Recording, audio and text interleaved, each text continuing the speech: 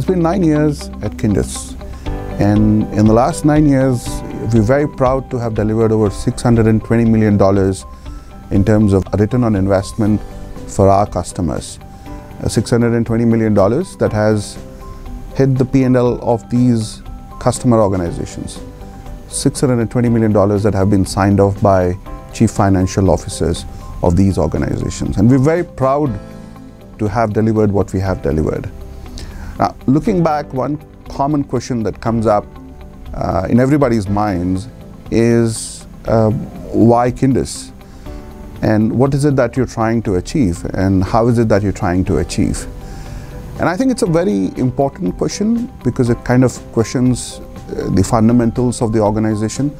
And it's very important to answer it right now, and I think in public, because we are at a point in time when our whole scale-up strategy is being put in place and where we're growing around the world. And we thought it is the right time to kind of talk about it publicly. As an organization, when we look back on how we started off and who we are today, I think we are people who really believe and honor great leaders like Albert Einstein, Nikola Tesla, Mahatma Gandhi, Martin Luther King.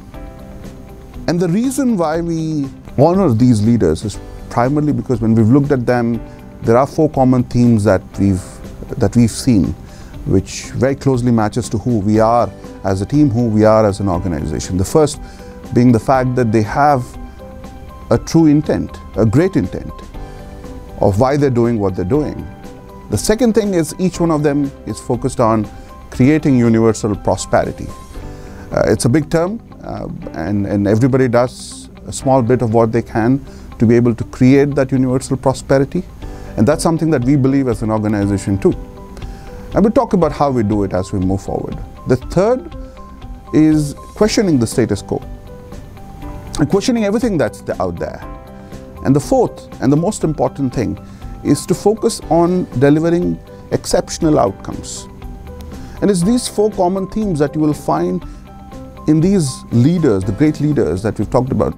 Nikola Tesla, Albert Einstein, Martin Luther King, J.R.D. Tata, Mother Teresa, Mohandas, Karamchand Gandhi, all of these people.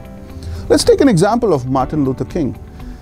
Now, he believed that unless the mortal laws, which is the laws which have been created by humans like you and me, are close enough to the laws that have been created by our Creator of the higher order, unless that is done, the fullest potential of the human beings will not be unleashed. And it is this intent, it is this belief that really drove him towards creating universal prosperity in the United States of America. He didn't just fight for African Americans, he didn't just fight for Native Indians, he fought for everybody. He fought for creating universal prosperity. And in the process, he questioned the status quo. He questioned the policies which were there at that point in time. He questioned the laws. He asked everybody to question their own conscience. That's how a change starts, questioning the status quo. And he didn't stop there. He spoke about it and he acted decisively. He acted in a way that people stood up, heard what he had to say, and came forward to support the cause. They were primarily there to support the cause. He was just front-ending it. And he did it to such an extent that even after his death, in spite of his death, the results came. And the results still continue to come. The results that we benefit from as human beings where we stand today. So he was somebody who was very focused on delivering exceptional outcomes. I have seen many people who've got a great intent, who love to create universal prosperity, who question the status quo but do nothing to create exceptional outcomes. We honor people who do all these 4, who dare not just to create universal prosperity, not just to have the right intent, but who will have the guts to question the status quo and then deliver exceptional outcomes. That's what creates great leaders in the world today. That's what we are as an organization too. We'll have to work with people, with leaders who have that great intent, who want to create that universal prosperity in whatever small way that they can. But they know that whatever they do is going to go a long way into the future. And the third, they are ready to question the status quo. We're not an organization who comes in and says we will come and implement the industry best practice for you. Industry best practices are just the starting point for us. We are more focused on creating what is the world's best. That's not there today, but that becomes a best practice tomorrow. That's who we are as an organization. We question everything. It starts there. And we don't stop there. We ensure that we deliver exceptional outcomes for our customers. And when we talk about exceptional outcomes, I want to take some examples out here for you. We as an organization, when we walk into a customer, we commit to $3 in terms of returns for every $1 invested on us. So the investment to return ratio is 1:3.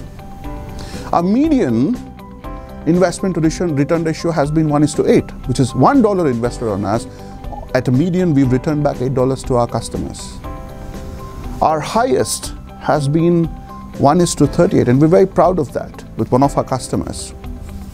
And so $1 invested, we gave back $38 in 12 to 24 months. And our highest has been 1:605. It's an outlier, but let's remember it's an outlier. But again, we're very proud to have done what we've done to be able to deliver for every dollar invested, $605 returned to our customer.